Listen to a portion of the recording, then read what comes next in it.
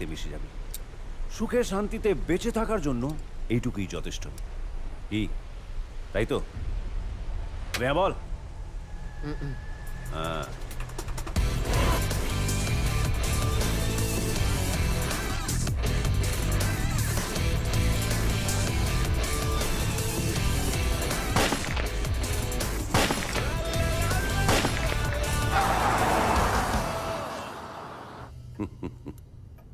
ওকে তুমি সুখে থাকার গোপন মন্ত্রটা শিখিয়ে দিয়ে এসছো দাদু ভাই, বেশ করেছো।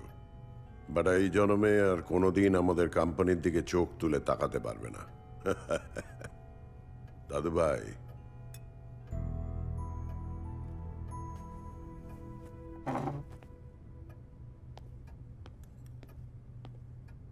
তুমি কি জানো আমার সুখের মন্ত্র কি?